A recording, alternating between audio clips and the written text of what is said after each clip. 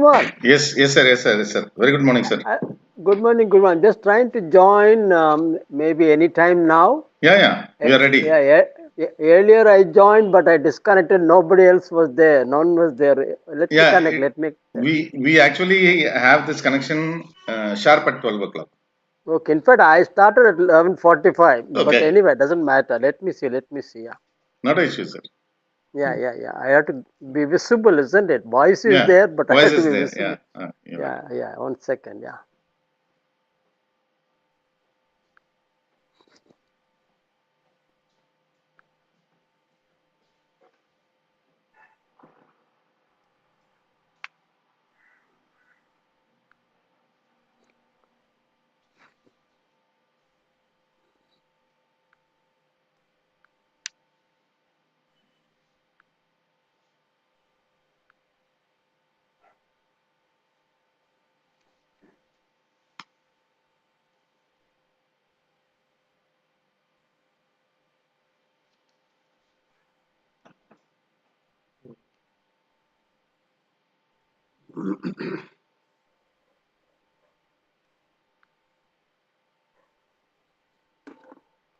Hello. Yes, sir. Yes, sir.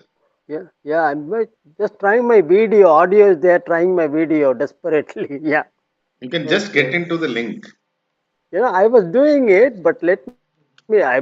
Attending a lot of webinars, participating, speaking. But today I'm just trying to do it once again. There is no code, isn't it, for the meeting? Absolutely nothing. Absolutely Yeah, nothing. yeah, You can just log in. That's all. yeah. Just yeah.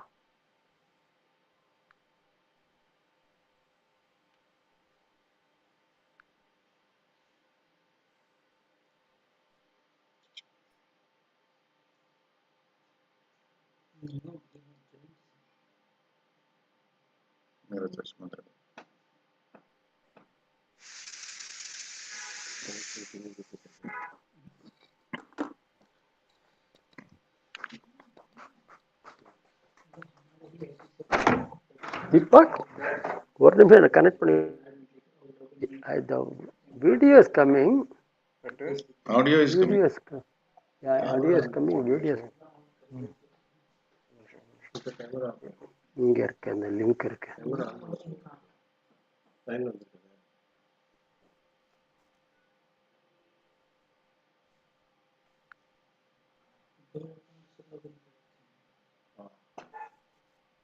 One is per slide. वो हम कर लेते हैं. Sir, there is no need of two accounts to be logged in once. You can do it from one account, sir. Pugazhenthy, sir. முதல்ல வந்துச்சு 11:45. Pugazhenthy, sir. Hello. Yes, sir.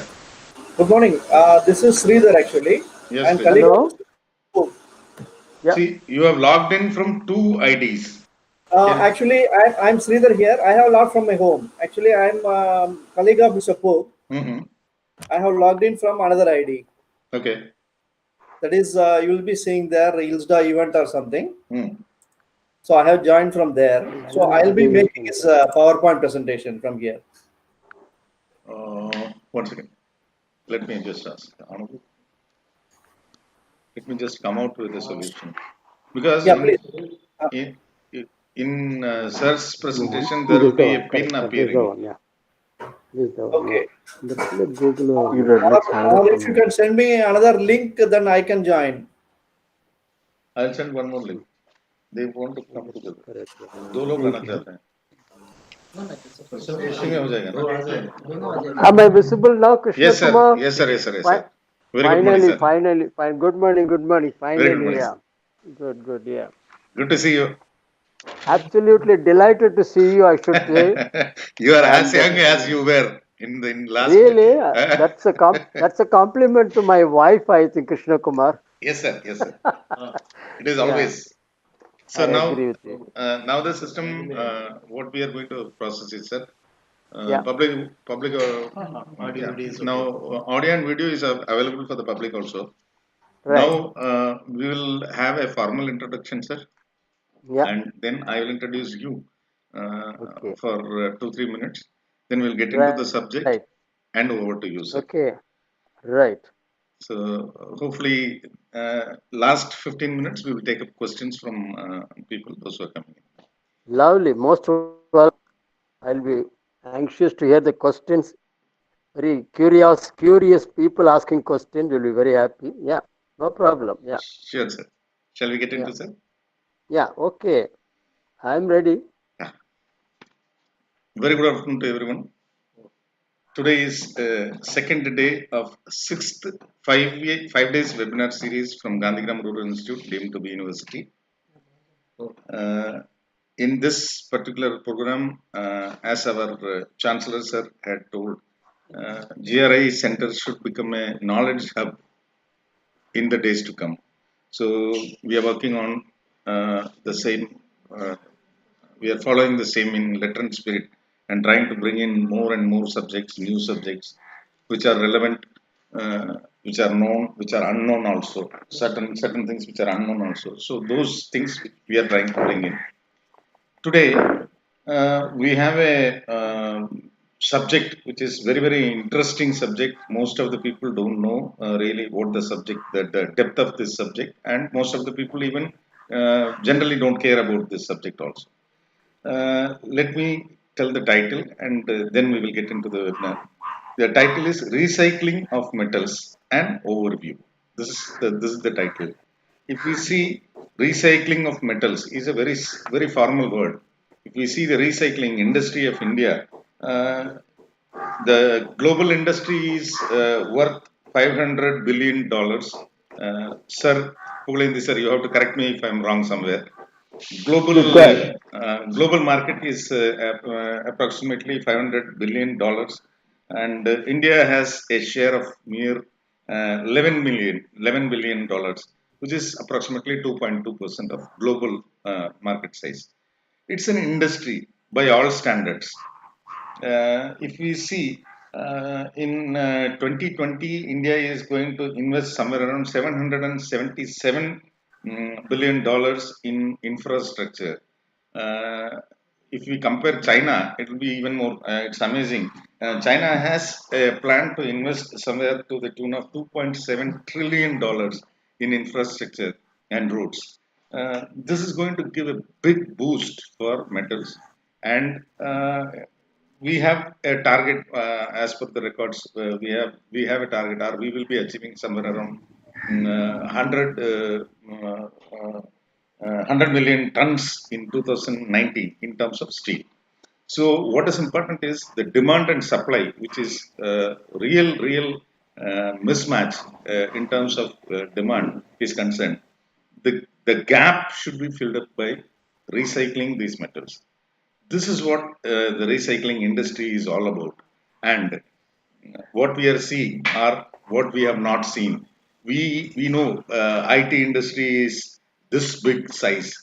uh, if I have to be very frank, I personally feel that this industry, recycling industry, is almost double the IT industry of this country.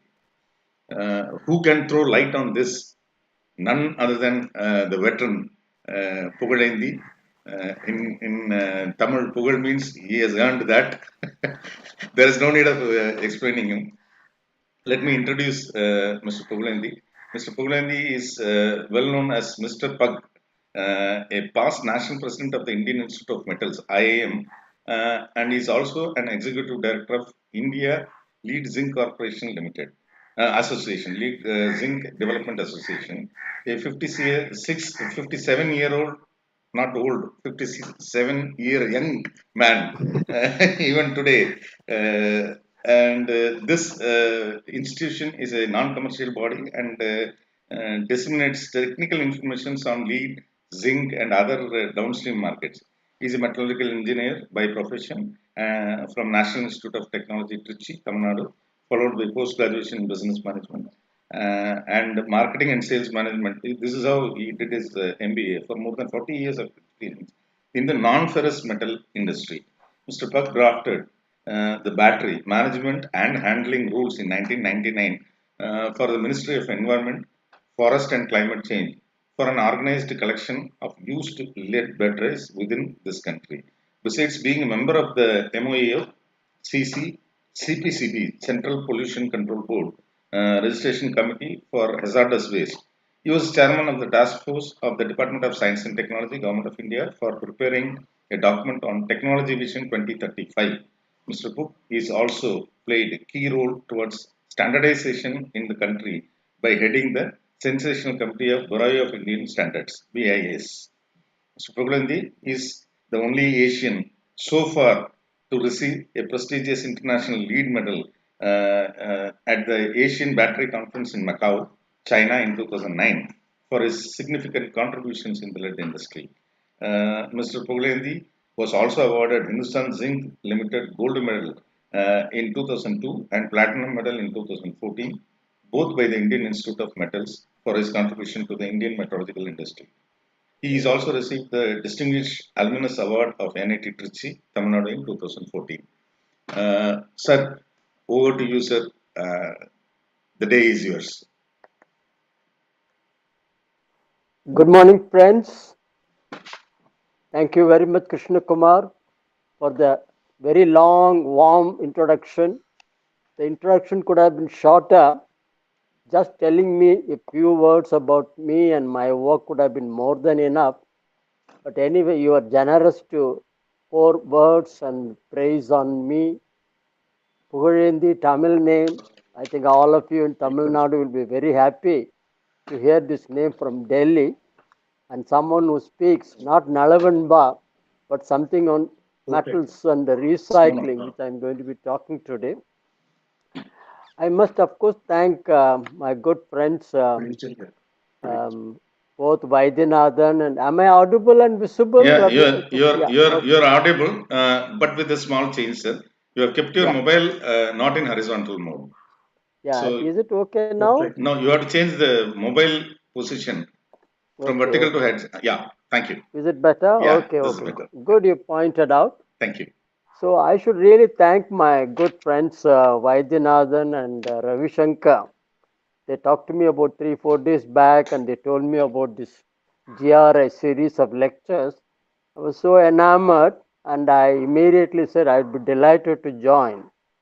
And in fact, as a metallurgist, I've been going around the country interacting with IIT, NITs, PhD College, Central Electrochemical Research in Karaikudi, and PhD College in Coimbatore, many institutions across the country interacting with engineers, not only metallurgical engineers, but engineers from other disciplines also, mechanical, electrical, production, etc.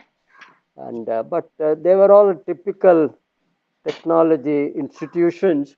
But I'm so delighted to join this Gandhigram Rural Institute series of lectures.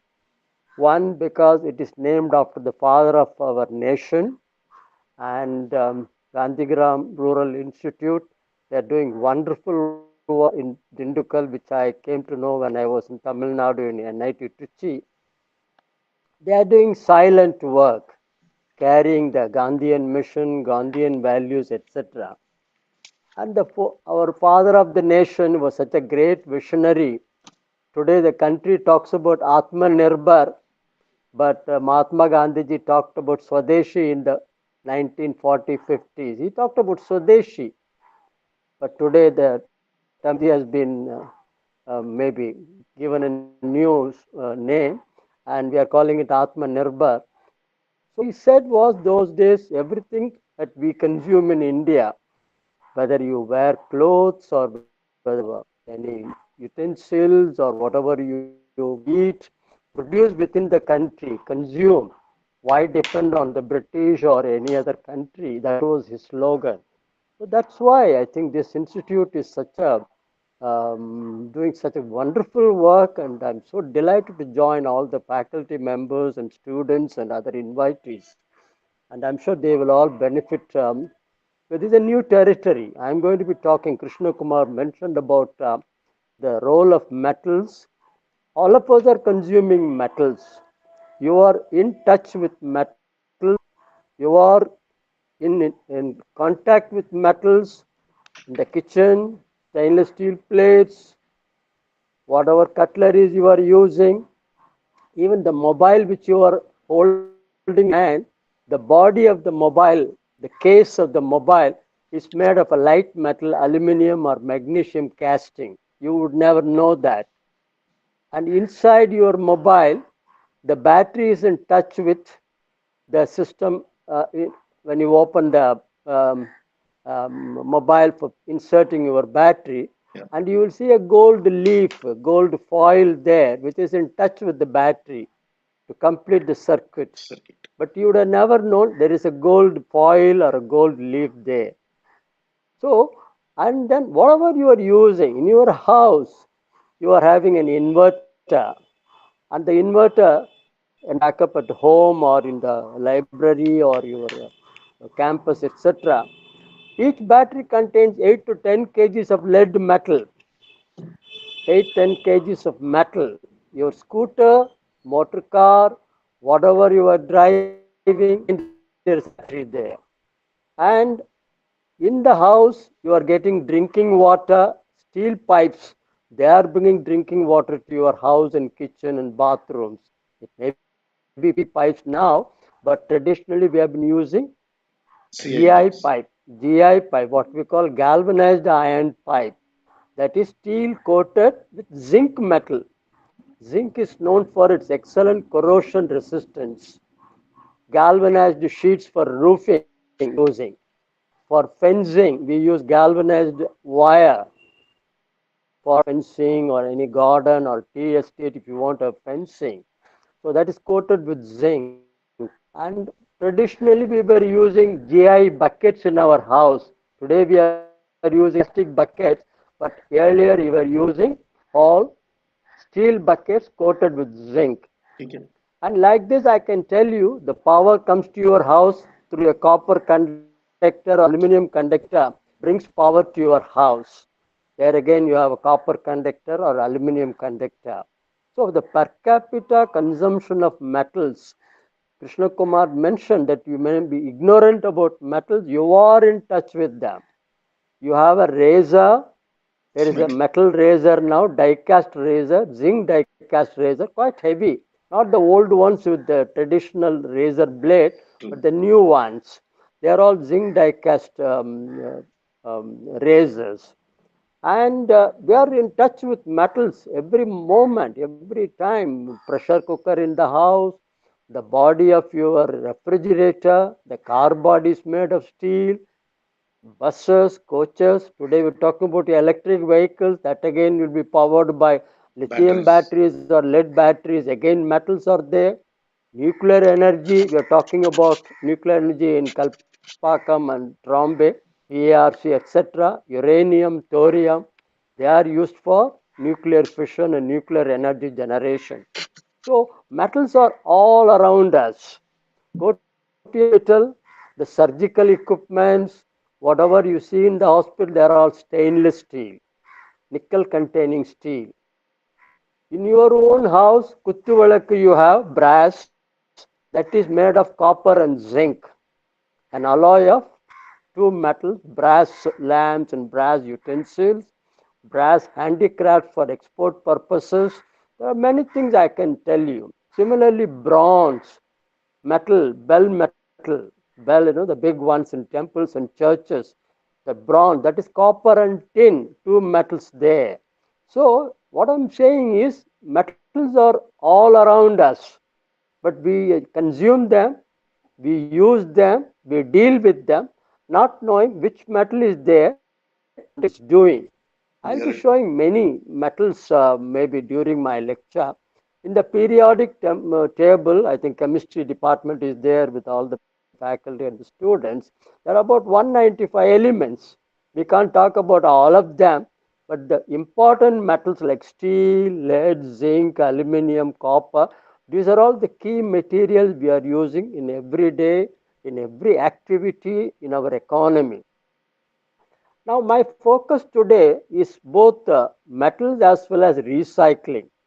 Now, metals, while I was talking to you, I should tell you, metals are not today's or yesterday's invention. They are 8,000, 10,000 years BC, before Christ. Lead, for that matter, lead metal, lead pipes, lead utensils, lead plumbing pipes. These were all used by Greeks and Romans 8,000 years back. Turkey used it, Egypt used it, China used it, India also used it. So many metals we have been using for thousands and thousands and thousands of years, even before Christ was born.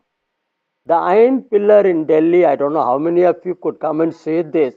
That was again made long time ago. How they melted, how they made a structure like a pillar, how they made it stand. Today, modern gadgets are there, electric hoist, crane, whatever you can do. But how they handled all this melting, processing, making shape, giving the shape, and erecting it and keeping it standing there. And it is not uh, rusting at all. It is called rustless wonder, the iron pillar. It does not become brown rust. It's still shiny and smooth when you go, and people are seeing and playing with the iron pillar there. So it's not rusted at all. It's there for centuries, for several years. It's in the open, even today. And around the country, yeah, even today, yeah, you can go and see. It's not such a smooth surface. But I am beginning to wonder about the talents and the motivation of our forefathers who made that. Similarly, if you go around the country, there are many forts in India, many forts, Vellore Fort and many other forts in India. You will have brass cannons, brass cannons. Today it would have become black because of the continuous oxidation and coloring, etc. But all of the cannons used by Chola, Pandya, I don't know, Vizag, Pallava, various dynasties, they were all using these cannons, metal cannons, again made long time ago. How they did that, nobody knows. So, what I'm trying to tell all of you is metals are really prehistoric, very ancient products, but then continuously we are trying to make new metals, new alloys, new properties, new characteristics, new applications, and new markets. So that's the beauty about metals. Coming to recycling, I think all of you know what recycling means. That you take a scrap or a waste product, try to recover the valuable, and you put it to good reuses again. Again, recycling for the purpose of reuse. This recycling for reuse or reuse concept, I should tell you, this was done even by your grandma. If you used to preserve, or your grandfather would preserve a nail in the house, a screw, a nut or bolt, or electric, maybe switches or whatever, they will preserve. Someday it will be useful in the house for something, for some other activity. They were not calling it recycling, but they were always reusing. Someday I'll find a reuse. They were not throwing things away. So the recycling concept, reuse concept has been there for very long, but today it has become very essential, as Krishna Kumar said. We cannot go on consuming steel and metals today and then depleting our resources. Whatever steel you have put on erection or service or wherever site, etc., after its life, service life, it gets very weak in its properties, it starts rusting, etc. Whether it's a car body or a bus body or any product or an old refrigerator, whatever, all of them go for recycling. And from there, we'll again melt, get the steel out, get the metal out, again give shape for some other product, or same product will again make it as a reused product. Now, so this concept recycling, reuse is nothing new. Today we are trying to put it in scientific terms, with the scientific approach. And you all knew in your own house, the chap who comes and picks up your old newspapers and magazines. We call them kabadiwala in Delhi. And I don't know what they call in Tamil. So he will come and pick up all the old newspaper, magazine, whatever books, etc. Why did they pick them up? Because paper was recycled, and they will again make paper bags or whatever, or the same thing will be used for paper manufacture. So they were taking it.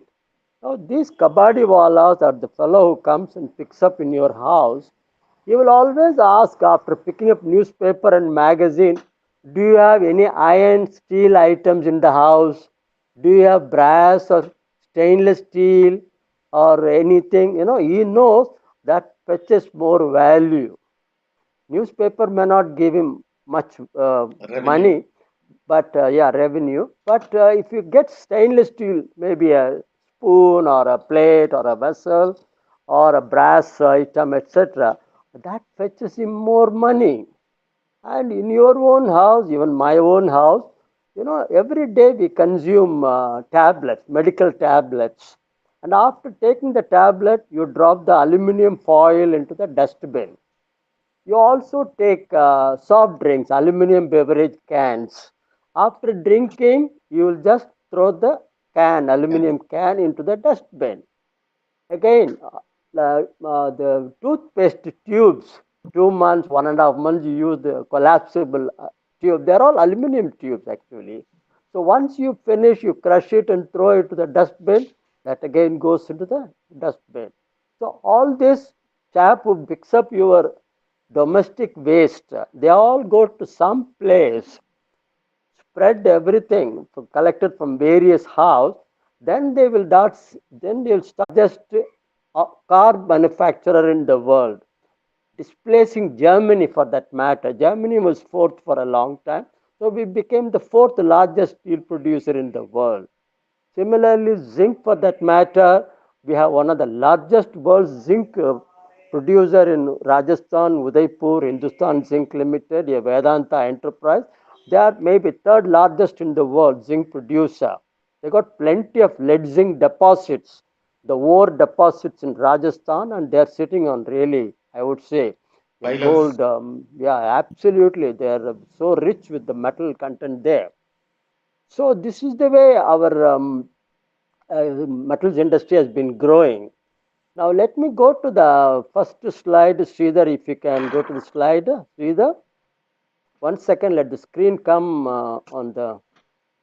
Let everybody have a look at them. Then I'll proceed one by one. I hope everyone is listening and things are clearer yeah, when I'm absolutely. delivering. Okay, Sridhar, can you put on the slide? Sridhar, Sridhar. Yeah. It's coming. I think. Yeah. So that's the first slide you're seeing with a big recycling logo there, and whatever I'm going to talk about, my organization, etc., is mentioned there. If any one of you want the presentation, we'll be very happy to send you. But as Krishna Kumar said, all these are uploaded in the YouTube, and you can always have a look at them later. Now, let me go to the first slide. Waste to wealth. I think all of you would know everybody is collecting the waste or scrap because it contains economic value, and you can become a rich man by dealing with all the scrap and recycling. Depends what you are recycling. If you're recycling gold, you are the richest man. If you're recycling steel, there are many competitors. You are one among them.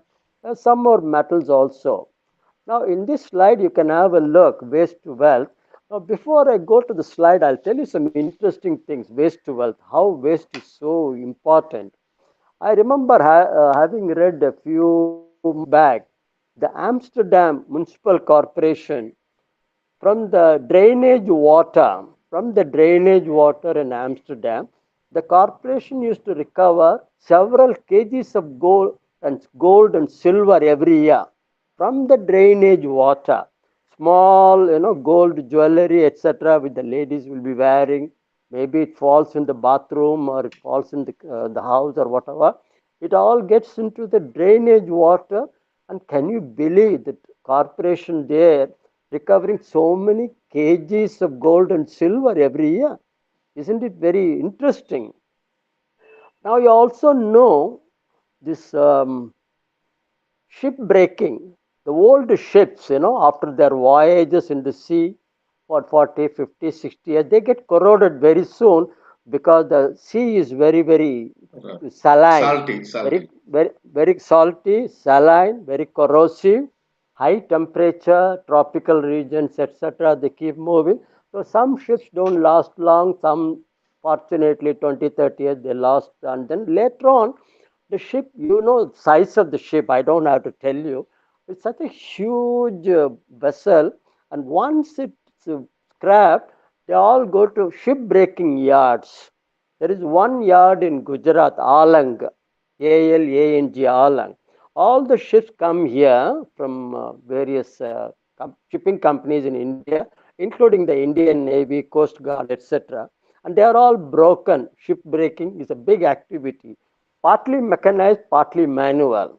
And when you break open a ship, it contains plenty of materials: steel, non ferrous metals, plastics, glass, ceramic, name anything you want, copper, zinc, aluminum, lead, you get plenty of them. Now, this Alang shipyard, once they dismantle a ship, they auction all these materials, and all the old steel scrap from there. It is transported to a place called Mandi Govindgarh in Punjab. It comes here Mandi. and goes to many other places, Raipur and many other places, and all the ship breaking scrap after the ships are broken and the ship scrap, they are all melted. They are all rolled into steel bars and rods and many things, which come to your house for construction purposes: new house construction, new highway construction, new bridges, new tunnels. So all this steel which you dismantle in the Alang shipyard goes to various construction activities, and that's very interesting. Now, electronic waste, your own mobile, e-waste we are talking about, electronic waste now. Even the kabadi wala is asking nowadays, do you have remote or charger or whatever? He is asking for all those e-waste material.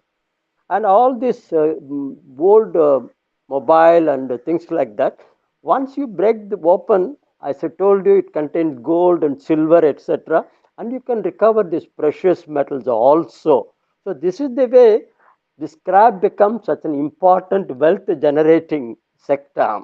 In fact, recycling sector is a very important part of our economy.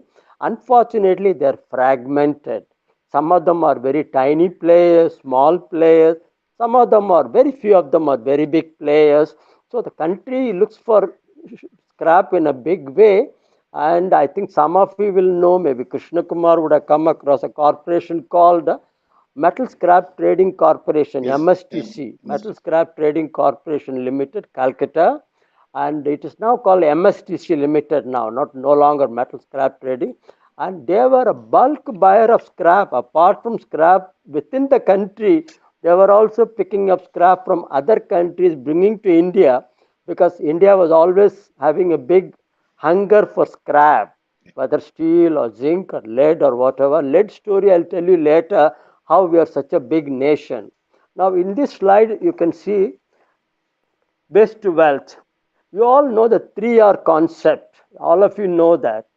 Reduce consumption of materials, reduce consumption of resources, reduce consumption of electricity, reduce consumption of water. Now, when I say reduce consumption of electricity, I'll tell you a simple example. Evening, you switch on all the lights in your house once it becomes dark. And one or two may be sitting in one room watching the TV, but the lights will be on in all the rooms. 11 o'clock after your dinner, when you retire to bed, you switch them off. Is it really required? Should lights be put in all the rooms? Should they be glowing? If you just switch off in other rooms, only where you are working or cooking or where you are doing some work, there only you put the light on. So how much electricity you will be saving? Similarly, I'll tell you, water you use for cooking, water you use for your washing, etc. Now, when you wash your old plates and whatever kitchen utensils, etc., after cooking, the water which you are using for washing those used vessels, now should they go to the drain Or can you collect that water and use it for gardening purposes? You're going to put this water in the plants, etc., or you are using it for washing your car. Isn't it a good idea? Rain Yes. harvesting is that. Rain harvesting is that. You collect the rain maybe whenever it rains in a bucket or a container or vessel or whatever you're using it. But if it's like a flood in Chennai, a flood in Andhra Pradesh, etc., nothing can be done. But if it's a rain, you know it's raining now, immediately put some buckets or vessels, get that water collected and use it for other purposes, washing or watering the plants, etc. That's what I said. Reduce, reduce, reduce. Reduce your oil consumption, petrol consumption. Now, if you want to go to a market, can you go in a scooter and come? Or do you want to take your car and go and buy the vegetable or flowers and you want to come? So you have to optimize, you have to reduce. It's called conspicuous consumption of materials and resource. You are using much more than what you need to. So reduce, reduce, reduce. Now, after that, recycle. Whatever you can recycle, like the water I told you, the materials, the resources, if you can recycle, you are reusing it. So that's a nice concept. And it's called nowadays, you must be hearing the students and the teachers and many others. The country is talking about circular economy. Circular economy. Whatever you are used, try to recycle and bring it back into the mainstream in the economy. And that is the concept of circular economy. Why depend on Japan for import of certain items? Why depend on China for import of certain items? Lithium ion battery I was mentioning, we are importing totally from China. Similarly, solar panels totally imported from China. So this is the way we have to depend on some other countries wherever we can make it locally, recycle, use it within the country, recycle again, reuse. So that's the way it should go on. That is the first triangle you're seeing in the left. And then what you see on the right side is produce, consume, and dispose. Whatever you have produced, whatever you have manufactured, you are making, it becomes a scrap after its service life, end of its life. Then, after consuming, you are disposing. You are throwing it to the kabadiwalas or you are giving it to somebody for a recycler. So this is the concept of waste to wealth, wealth generation. Country is talking about wealth creation. Now, wealth creation can also come through waste recycling. In our own industry, we are talking about waste minimization. We're talking about zero waste generation in the shop floor. Zero waste. Most of the material, most of the inputs you put goes only in the product. You generate zero waste. So you are really optimizing the use of your material. And there you see in the footnote, lead 99% recycled globally. We are recycling everything in the world today. All metals, materials, resources, everything we are recycling. But if you talk about materials, if you talk about metals, lead is the most recycled. This is the best example for circular economy. 99% lead you can recycle from your own car battery, from your own inverter battery. You remove the container, you remove other unwanted stuff. Whatever lead portion is there inside, lead electrodes, etc., lead paste, etc., all these are recycled. And 99% you can recover and again put in the new battery. 3 years later, again recycle and put the battery. So that's the way the concept continues. So this is a beautiful example, circular economy, maximum recycling. Lead is the best example I can give you. And then this is called another thing, extended producer responsibility. Because the scrap has got value, waste products have got value. Nowadays, there is a new concept. The manufacturer has got a responsibility all through the supply chain. He manufactures, sells it to an agent or a dealer, and he sells it to somebody else in rural area. Somebody buys it. So till it goes to the end use consumer, the manufacturer, his job is not over. Manufacturing and marketing, my job is over, no longer. You are responsible for your product, where it is gone, how it is being recycled, who is recycling, a green recycler or a backyard informal recycler. When I say backyard informal recycler, they are not really doing it in an eco friendly manner, harming the environment, harming the workers there, harming the surrounding houses and hospitals and playgrounds, etc. They are the informal sector that should go away in this country. Unfortunately, it is happening where the state pollution control board, central pollution control board, Ministry of Environment, for they have to be very stern and very take stringent action to curb this kind of malified informal activity. Everything should be recycled. Everything should be recycled in a green, eco-friendly manner. That is the best for the environment, for the human health, for recovery of the metals, materials, and back into the system. So that's what we should do. Let me now move on to the next slide based to where you have heard enough now. So if you go to the next slide, I'm talking so much about waste generation, waste, how they are generated, why they are generated. You must be wondering, why are we would not know how much waste we are generating in this country. Nobody can give any quantitative figure. It's a huge, monumental number, huge number. Absolutely. Either in tonnage or in money value, it's a huge number. Now, why do we generate so many waste? You can see population growth, China, India, Bangladesh, very crowded countries. People just, population addition every minute, every hour, every day. You see the population 130 crore here, maybe 150 crore in another 10 years or 7 years. So the population growth itself will generate more waste, because they are all going to continue more materials, more products, more components, more utensils, more vehicles, more mobiles. They're consuming much more.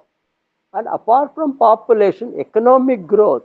If the country is strong in economy, I'm not talking about Somalia or small countries, but countries like India, China, whose GDP is 6%, 7%, 8% annual wealth creation, the GDP growth of this country certainly will generate more because of the mere scale of their economy, the growth they're seeing. Every year they're adding so much material, so much value, so much resource, etc.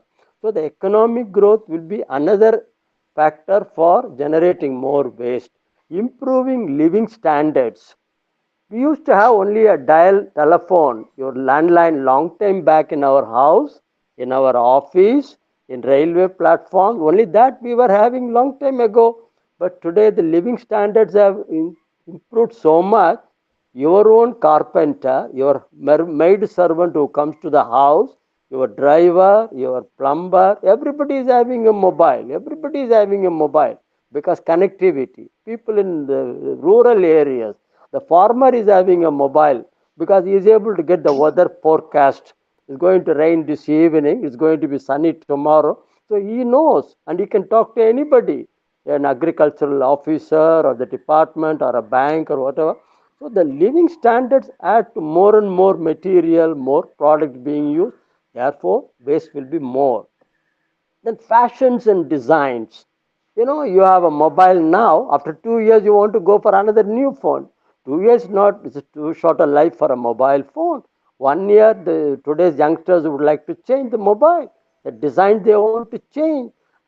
I don't know. Men, I don't know how many shoes they will be having in their house. How many shoes they will be having. Ladies, I don't know how many ladies bag they will be having in the house. I don't have any particular. People buy so many things, fashions and design, new designs I should buy, matching, not matching, etc. So we do all kinds of things. So many same item. You may need only one, you may need only two, but why people have two mobile phones? One personal, one official. I hope they don't have another one for international calls and other. Three mobile phones if a fellow has, you'll go crazy. I don't know which one you will pick up, which one you will.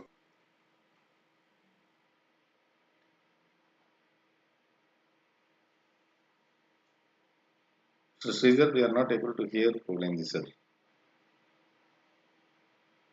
Mr. Sridhar?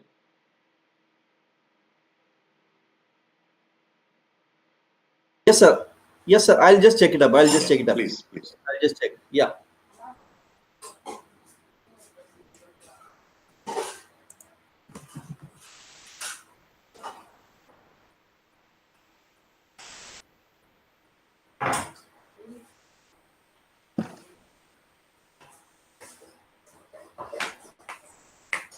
Yeah, Suddenly I lost connectivity. I hope I'm in. Everyone yeah, able to hear me now? yeah, yeah, yeah. Yeah. Okay. Increasing production, vehicles, refrigerators, air conditioners, iron boxes, so many things. We keep on increasing the production because the demand, because of the demand from the customers. Urbanization, again, people moving from rural areas to urban areas. A student comes to a city, the first thing you would like to buy is a laptop. Then you look for a good mobile phone, an affordable mobile phone, and then this is the way we keep on buying, we keep on having new demands, etc. Resource exploitation. For instance, we want to minimize import of petrol, oil, etc. We want to have our own drilling operations in coastal areas in many places. We want to have our own crude production. We want to have our own resource for petroleum products. So we have our own resource exploitation, iron ore mining, bauxite mining, there's granite mining. There's so many things we do need them for our construction or for our manufacturing activity. Therefore, we try to look for new resources to bring down the import component and to have domestic resources for our own consumption, for our own production. Security and defense needs. Today, with the country having all kinds of defense problems, we are wanting to strengthen our defense systems. Already, you have got a tank factory, heavy vehicle factory, bulletproof tank was being made, Vijayanta and many other tanks there and many other ordnance factories. They are all bulletproof, special materials, special steel, special materials go there. And arms and ammunition, everything we make, and everywhere you have metals being used. And then they become waste after several years or after the war is over, etc. So these are some of the factors for generating so much of waste. Now you can imagine how much waste will be. I've given you number of factors: personal, individual, manufacture, countries' needs, etc. So many things we are consuming: materials, metals, and they become a scrap maybe one day, 3 years, 5 years, or 30 years, or whatever. Now let me go to the next slide. What kinds of wastes are there in this country? What kinds of waste we are coming across? Kitchen waste, I told you, domestic waste. I think all of us throw vegetables, fruits, you cut them, you scrap material, old food, or whatever. So we throw everything into the dustbin, and then that goes, and that contains maybe sometimes valuable, sometimes zero there, etc. So kitchen waste is one. Municipal waste, that the whole municipality or the civic corporation collects from various houses, schools, hospitals, many places, malls, etc. The municipal waste is another one. Agricultural waste, when you produce whatever scrap is there, what you cannot sell, what you cannot use for productive purposes, the agricultural wastes are there, and that's the one causing problems in Delhi now. All around Stubble us, burning, air stubble burning, quality, yeah, air stubble burning. quality is absolutely stubble burning, and that's been happening for the last 3 4 years. It was not there in Delhi maybe 5 6 years back. That's a big concern. Supreme Court, Green Tribunal, and many other countries are talking about air quality in Delhi every winter, and it becomes very severe, very bad because of the agricultural waste from nearby, stubble burning, and that comes to our areas, our houses, our parks, etc. That's a big concern. Industrial waste, whatever production you make, cutting, trimming, whatever you do with the materials, that's also a waste containing metals and non-metals, etc. Industrial waste, electronic waste we talked about. You generate so much. Your own house will have plenty of chargers and remotes and many other things. dry cell battery from your wall clock and other places. So many things you generate. Tube lights, for instance, used tube light, you just throw it away, somebody picks it up. So electronic waste is another big thing.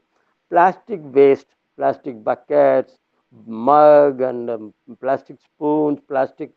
Tamil Nadu and many other rural areas, they use plastic kodam also for water. It used to be stainless steel. It used to be something else earlier, mud pot or whatever. Mud pot to stainless steel to plastic kodam or whatever you call it. So it's all coming like this. Plastics also you consume so much. And plastic waste is another. Next one is the construction demolition waste. Whatever building you are making in your own area, house or a factory or an office or a mall or whatever, but when a construction comes, go and see nearby how much waste they will be generating and piling near the construction site. And sometimes this is a new thing in Delhi and many other cities, Chennai also. The old houses are being demolished. Single floor, single story house, you demolish and make a three-story flat, the same area, plot area. You make three-bedroom or four-bedroom with a basement down below. So you do so much of construction and there's a demolition waste. That's a huge concern environmentally. Biomedical waste. Doctor used to give you a shot whenever you used to go to the clinic or the hospital. The syringe used to throw it away into the dustbin. That was long time ago, but now we can't do that. All the medical waste in the hospitals and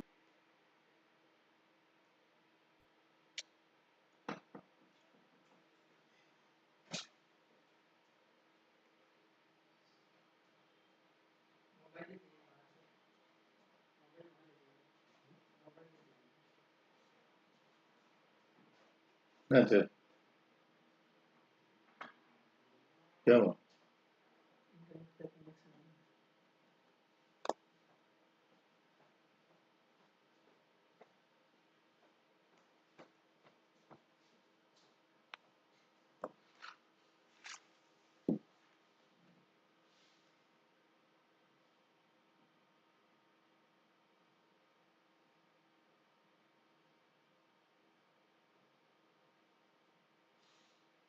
they are making, that is called earth, natural resource. That consumes more energy, etc. Where resources or try to recycle from whatever you are using. So that is a big element. If you can save foreign exchange, your wealth is so much in the country. And to minimize avoidable emissions, sometimes, as I told you, radiation from nuclear waste, from other substances, there can be emissions which are harmful to the animal life, human life, etc.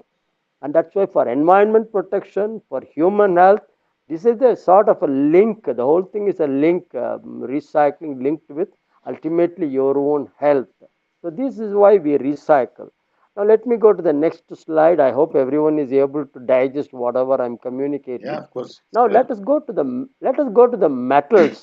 Metals, I told you there are plenty of metals already, 190, 180. I told you we cannot germanium, and you see the periodic table, you will see all kinds of unknown names. Chemistry students and professors will be very happy to see the periodic table and see many names, many new names, etc. So metals, how do you produce them? What is the product life cycle? The first and foremost is mining. Like Neyveli, you've got lignite mining for coal there. And you got similarly iron ore mines, bauxite mines in Orissa, Chhattisgarh, Madhya Pradesh, Rajasthan, many places.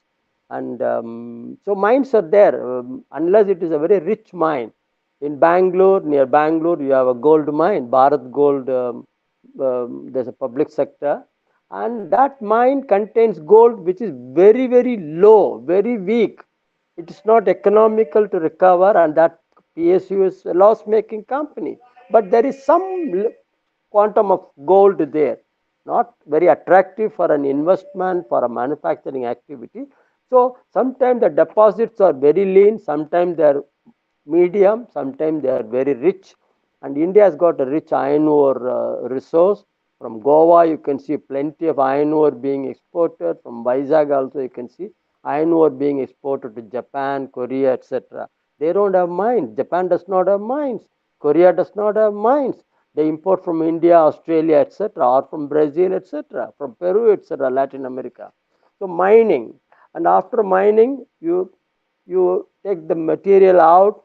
There are a lot of impurities. You remove them, and then you extract the metal, virgin metal, pure metal, zinc or lead or copper, aluminum, steel, etc. And then you have to give shape. You have to make castings.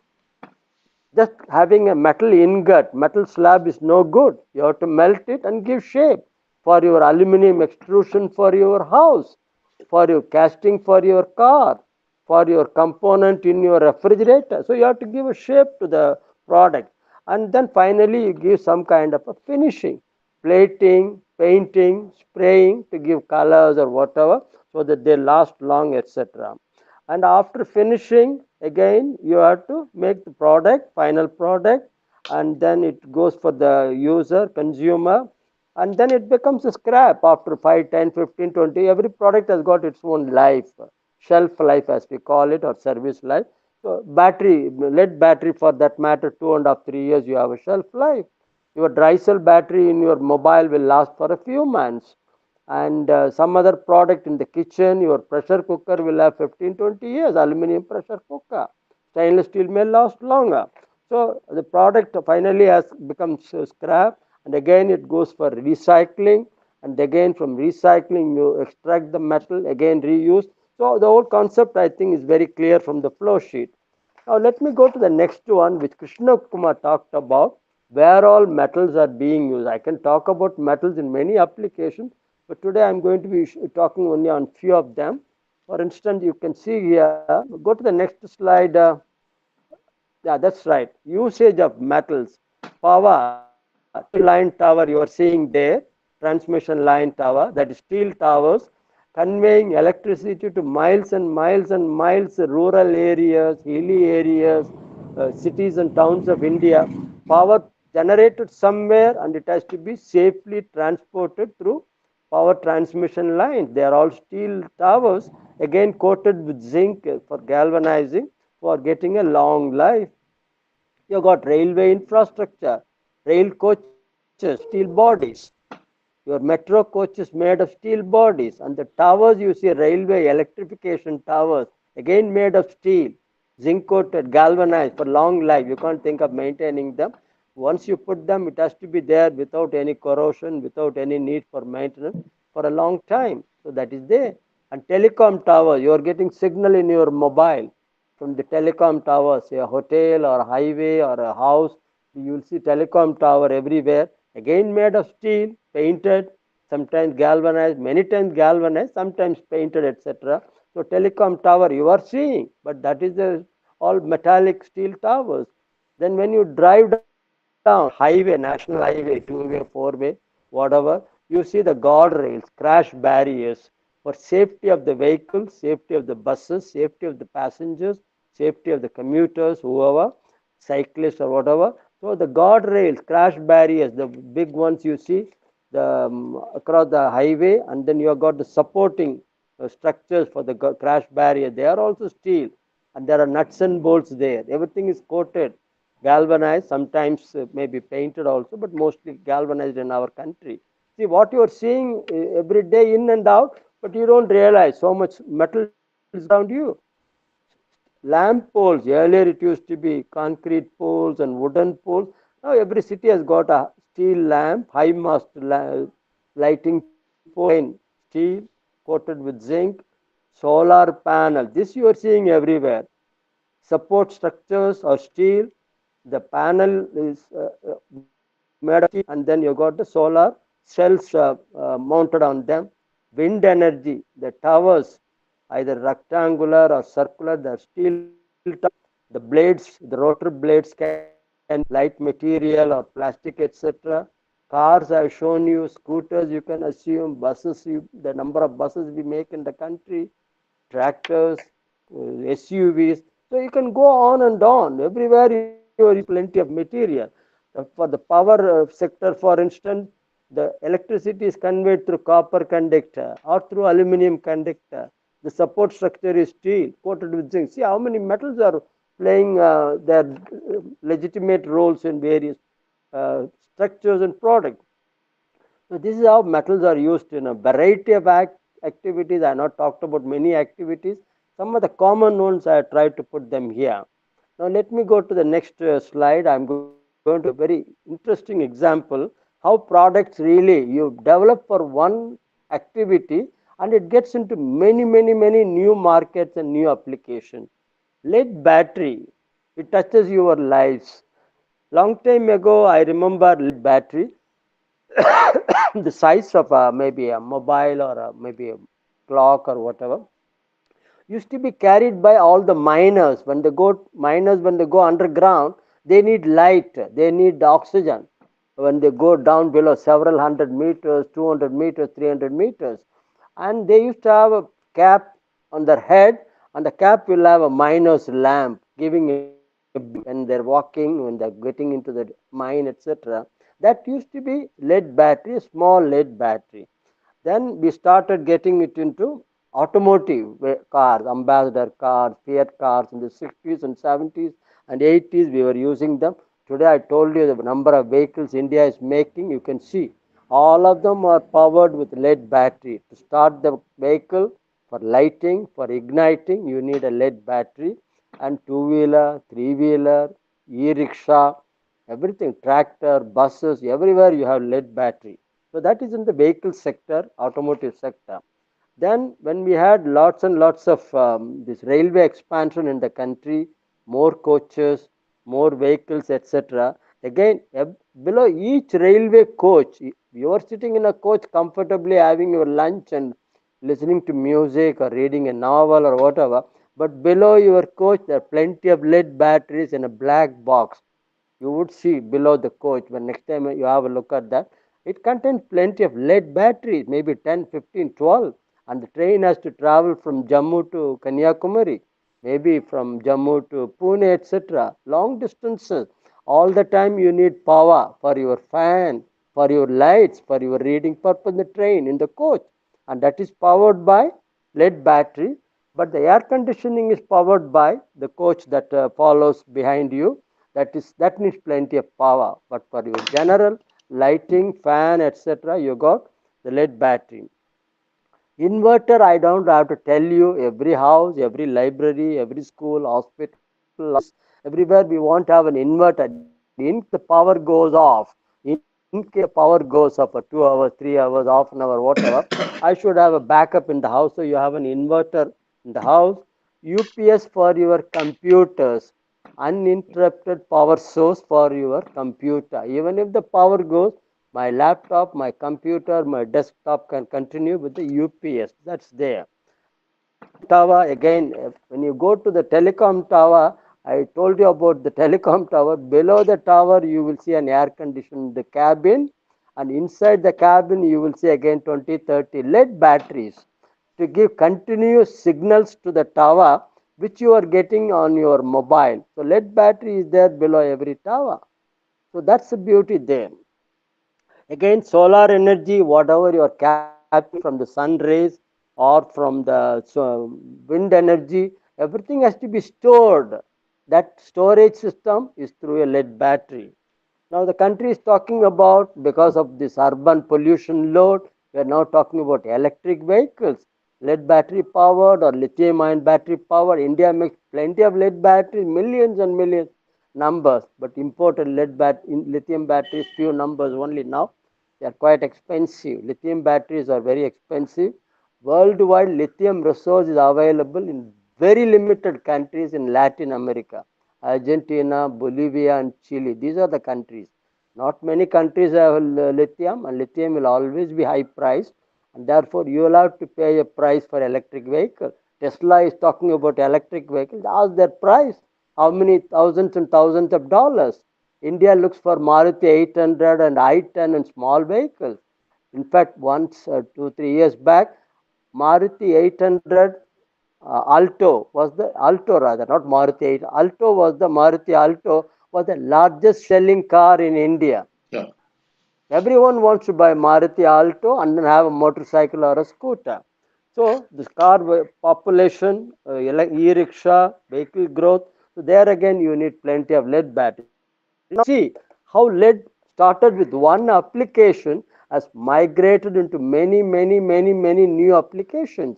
Now energy storage is the new market for lead batteries. E-rickshaw, e-vehicle is the new market for us. Solar energy is the new market. All the others will continue to grow because of the customer need, customer demand, etc. Now let me go to the next one. Having mentioned this, India makes plenty of lead batteries, and I told you lead recycling in India about 9 lakh tons of lead, almost 9 lakh, 1 million ton or 10 lakh tons of lead we are recycling within the country. 10 lakh tons of lead you are recycling from all the batteries from all these sectors. Isn't it marvelous? Why should we make in Udaipur or why should we import? So whatever you are consuming, scrap, then 3 years later you recycle, put a new battery, and the system continues, the whole thing continues for long. Now let me come to the next one, legislation for recycling. This is very essential and I think that is where I am going to harp on. Recycling, as I told you, a lot of informal unregulated activities going on in this country. Backyard recycling, as I called you, that gives you all the impressions. We should have green recycler. China, India, Philippines, some Bangladesh, many countries, Pakistan, many countries have very informal harming the worker. Poor fellow, he will be accumulating lead in his blood, he will be accumulating lead in his bones, lead going into the air, lead going into the water, lead going into the agriculture sector. These are harmful for the society, for the people, for the animal, fish or dog or whatever. It's harmful for everyone. So India is very good in enacting laws, very immediate, quick action. I've been a member of many of these committees. My good friends in the ministries, MOF, CPCB, State Police Control Board, everywhere we are good in making legislation, but we're very weak in implementation. Regulatory boards are immune to the needs of the society. It's not on. I brought the law, now everybody has to follow. Just like our helmet case. How many wear helmets? In Delhi, helmet the man wears only when he sees a traffic policeman. Otherwise, he says it's very hot.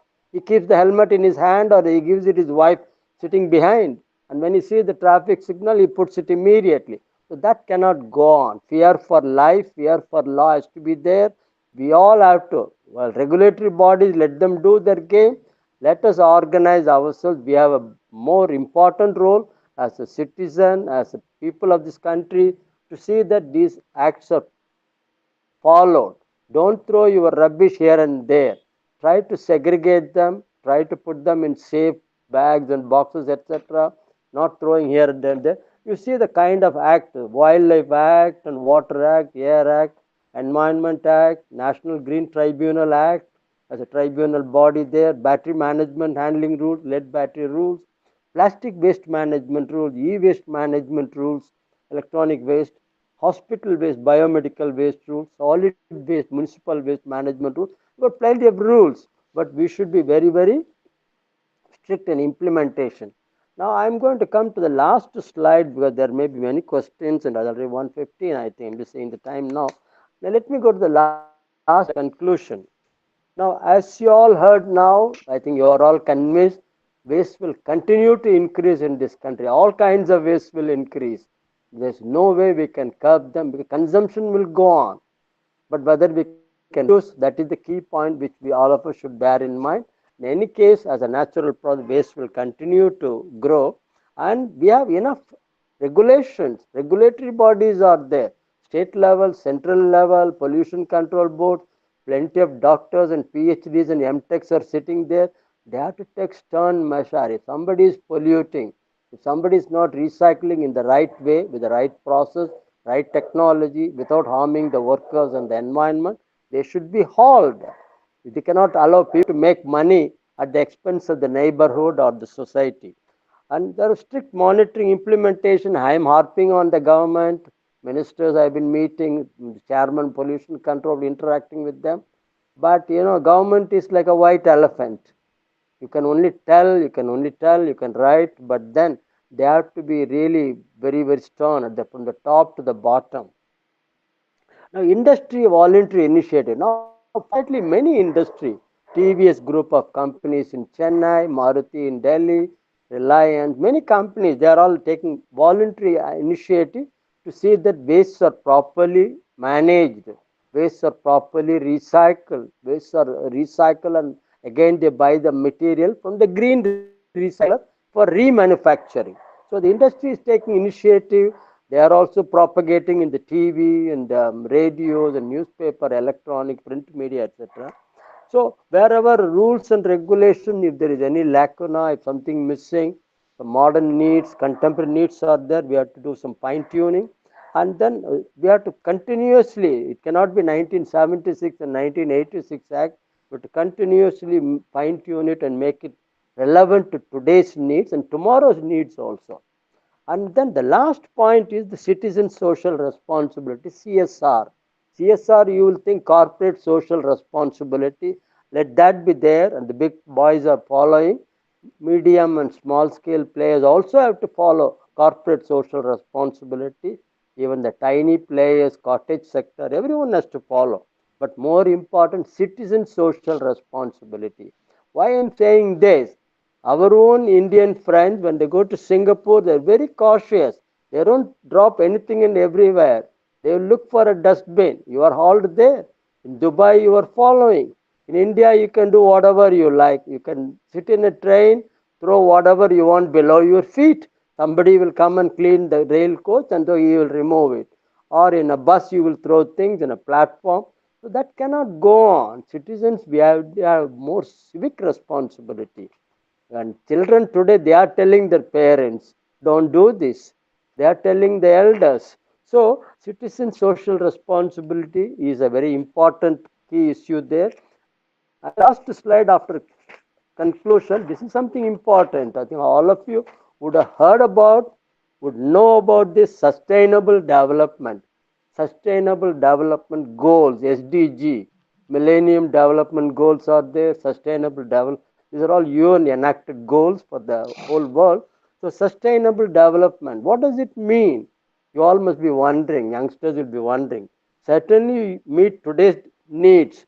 You consume whatever you want with various materials and resources, but leave enough materials and resources for the future generation.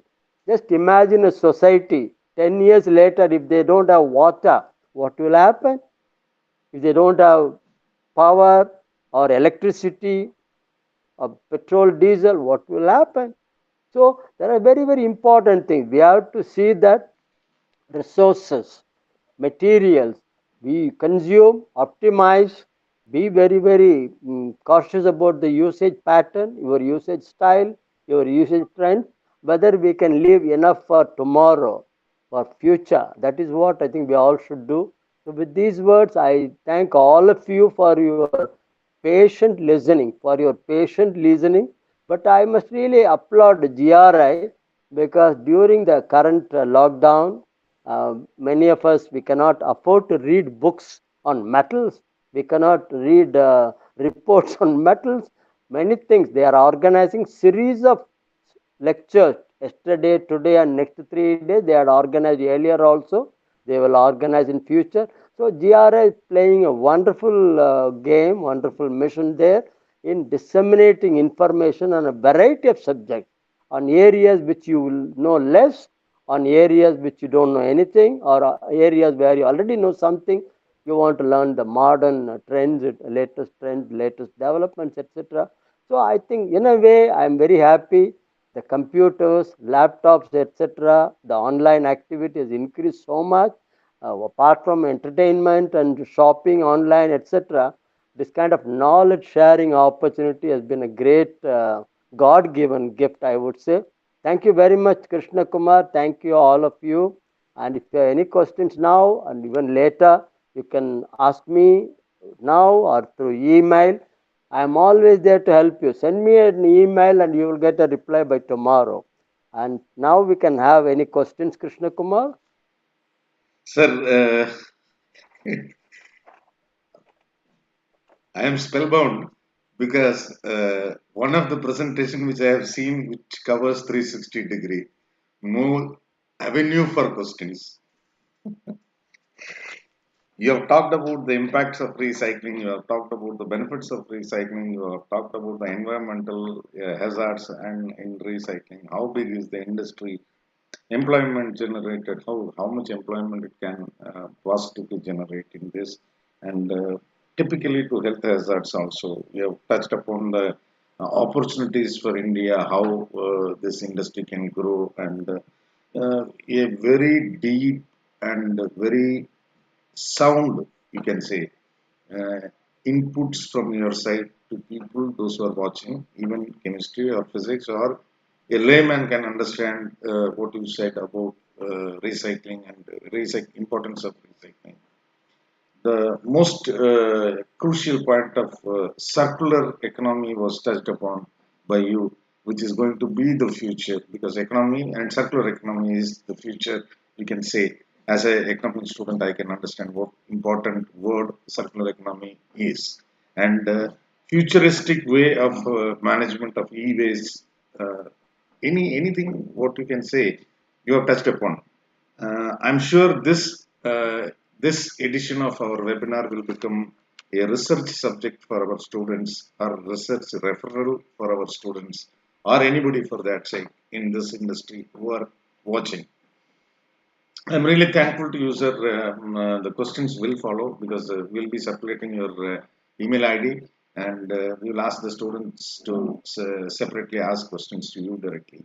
That will be the best way of taking up the webinar further. To come for a formal conclusion, I would like to say Mr. Pugazhenthy had spoken very briefly. You know, it was very informative and very cherishing for us in terms of his title and the justice to his title of lecture, Recycling of Metals and Overview. I really thankful to you, sir. On behalf of our Chancellor, Dr. K. M. Annamalai, on behalf of our Vice Chancellor, Dr. B. Subraj, on behalf of our Registrar, Dr. V. P. R. Sivakumar, I thank you very much for your presence out of your busy schedule on a Sunday, taking us through a very, very important subject of recycling of metals and overview. Thank you so much, sir. Jai Hind. Can I say a word? Can I say a word? Yeah, please. It's not a busy schedule. I think whatever we are doing, we have to share with everyone. Amidst your work, amidst your pressure, amidst your activities, so one should not avoid such opportunities for spreading the knowledge, for True. sharing the experience that you have gained. You should be known to many others, youngsters, career build up for them, knowledge base for them.